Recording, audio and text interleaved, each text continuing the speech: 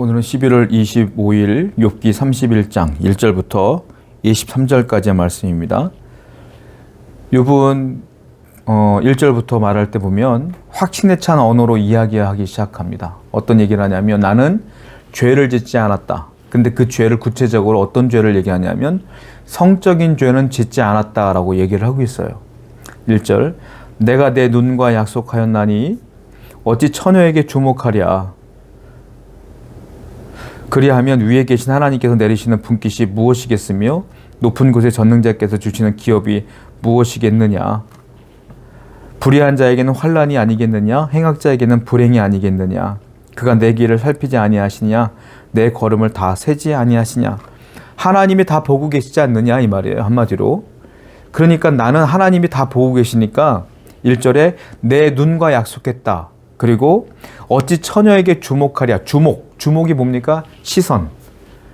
그러니까 나는 시선으로 죄를 짓지 않았다. 이 말이에요. 성적인 죄를 짓지 않았다. 이유가 있어요. 하나님이 나의 모든 것들을 다 감찰하시니까 내가 그러한 죄를 지을 수 있겠느냐라고 욥은 얘기하고 있는 거예요. 성경을 보면 이와 같이 눈, 시선 이 부분이 나오는 죄는 다 성적인 죄를 의미하는 거예요. 그러니까 욥은 지금 성적인 죄를 짓지 않았다라는 거죠. 다윗이 성적인 죄를 졌죠. 우리아의 아내 밧세바를 취했어요. 그 시작점이 뭡니까? 그 시선의 문제예요. 시선이 우리아의 아내 밧세바가 목욕하는 것을 보았기 때문에 음욕이 일어난 것이죠. 시선이 문제다.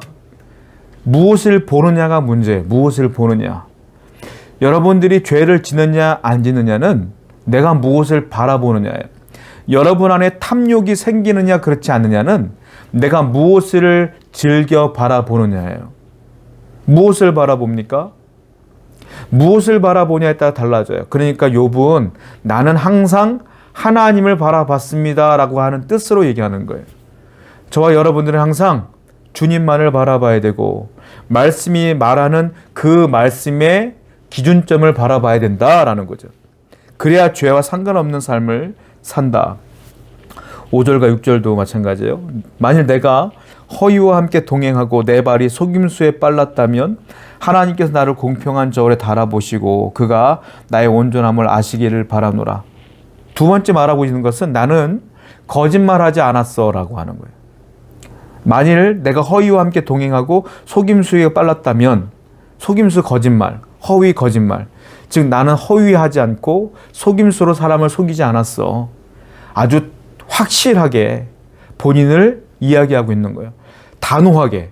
이건 정말이니까 욥이 이렇게 하나님 앞에서 얘기하고 있는 거 아니겠어요? 욥은 지금 당연하다는 듯이 얘기하고 있는 거예요.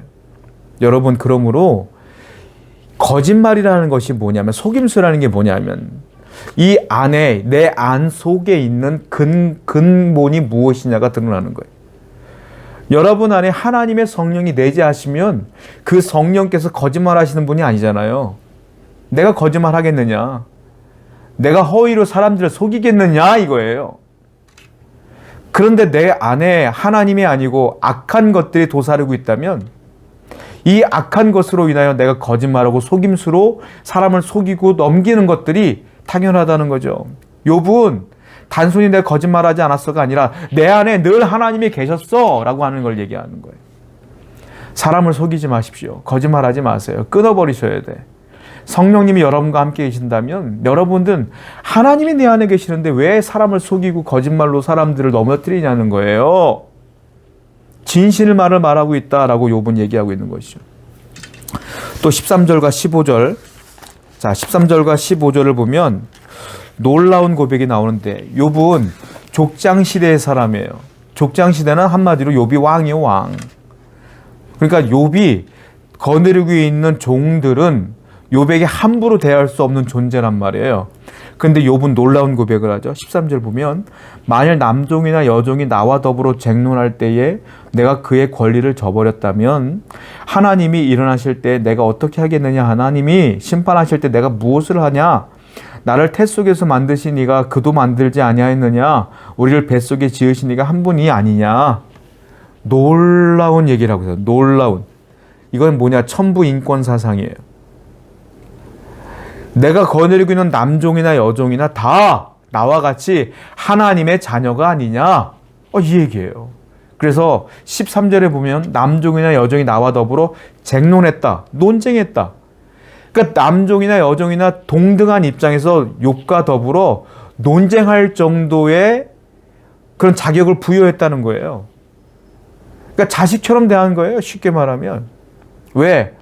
하나님이 나를 만들었는데 하나님이 저 남종과 여종도 똑같이 만들지 않았겠느냐? 우리의 영적인 아버지는 하나님 한 분이잖아. 똑같잖아. 그러니까 천부인권 사상을 가지고 이미 이 족장 시대에 이미 욥은 갖고 있었다는 거예요. 그러니까 종들에게 내게 함부로 하지 않았다. 그들은 내 소유가 아니다.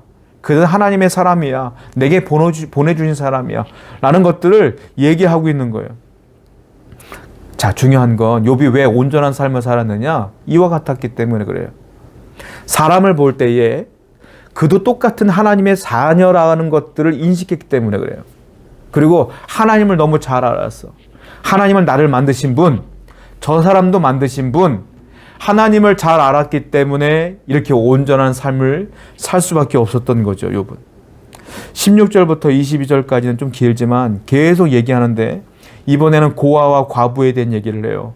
내가 언제 고아와 과부를 멸시했느냐? 나는 그들에게 음식을 나눠줬고 내 재산을 나눠줬고 그들을 접대해줬고 대접해줬고 내가 그냥 고아와 과부를 그냥 손님처럼 대한 것이 아니라 내 자녀처럼 내 자식처럼 내 가족처럼 대했다라는 것들을 아주 당연하다는 듯이 확신에 차서 얘기를 하고 있어요.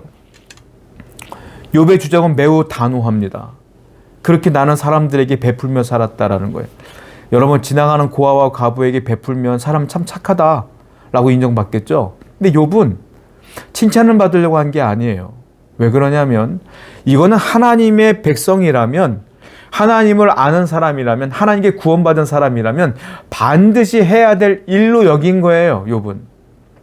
욥은 하나님을 정확히 알고 계셔요. 하나님을. 예수님이 뭐라 그랬어요? 고아와 과부를 멸시하지 말아라. 하나님이 똑같은 자녀로 삼았다 얘기했잖아요. 그 사상을 그대로 인식하고 있었던 거예요. 그러니까 예수님을 만난 적도 없었지만 욥은 하나님이 어떤 분인가를 제대로 알고 있었기 때문에 그래요. 그 무슨 말이냐? 욥은 현실 속에서 뛰어난 사람이 아니에요. 아주 온전한 사람이 아니야. 욥은 우리가 잘 봐야 돼요.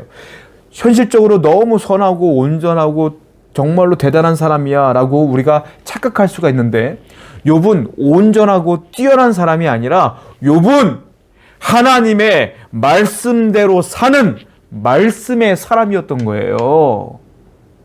그 말씀의 사람이었기 때문에, 말씀대로 살았기 때문에 세상 사람들의 눈에는 그게 온전해 보인 거예요. 온전한 사람이 아니에요. 말씀의 사람이야. 저와 여러분들도요, 이 땅에 살아가려면 어떻게 살아야 되느냐? 욥과 같이 내가 착해야지, 내가 선해야지, 이런 목적이 아니라 말씀대로 살아야지, 말씀의 사람이 되어야지 라고 할 때 내가 온전해지는 거예요. 사랑하는 성도 여러분, 여러분들은 말씀을 등한히 여기는 자가 아니라 말씀대로 살기 위해 애를 써야 된다.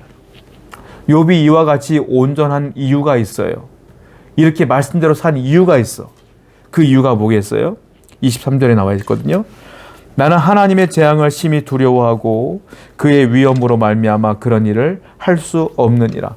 그런 일을 할 수 없다. 이 말은 무슨 말이냐? 아까 말씀드린 것처럼 성적인 죄, 거짓말, 악독, 그리고 고아와 과부를 멸시하는 것, 남자, 여자, 종들을 멸시하는 것, 이런 일을 내가 못해. 못할 수밖에 없지. 왜? 23절에 보면 하나님의 재앙을 내가 심히 두려워하니까. 이게 이유예요. 여호와를 두려워하니까 내가 죄를 지을 수가 없다. 하나님을 잘 아는 겁니다. 하나님은 사랑의 하나님이요 자비의 하나님이지만 하나님은 공의의 하나님이며 심판의 하나님인 것을 욥은 너무도 잘 알고 있었어요. 그렇기 때문에 여호와를 두려워했고 죄를 짓지 않으려고 그렇게 힘을 쓴 거예요. 하나님을 잘 아는 사람은 죄를 지을 수가 없어. 여러분들은 하나님을 두려워한다고 말로 하면서 왜 죄는 있는지 없는지 다 짓고 살아요? 말로만 하나님 두려워한다고 하면서 실질적으로는 하나님 없는 셈 치는 거 아니에요? 안 그래요? 하나님 두려워하는 사람은 이와 같은 일을 할 수가 없어요. 여러분 기억하십시오. 내가 말씀의 사람으로 온전한 삶으로 살아가는 근본은 여호와를 두려워하는 것입니다. 여호와를 누가 두려워해요? 하나님을 제대로 아는 사람이 두려워하는 거예요. 하나님의 지식이, 온전한 지식이 여러분 가운데 있기를 바랍니다. 여호와를 두려워하는 그 경외함이 있기를 바랍니다. 그럴 때 여러분 세상에서 승리할 수 있어요. 기도합시다. 하나님, 우리 성도님들 오늘도 여호와를 두려워하며 하나님을 아는 지식으로 말씀의 근간을 이루며 살아갈 수 있도록 인도해 주옵소서. 예수님의 이름으로 기도드렸습니다. 아멘.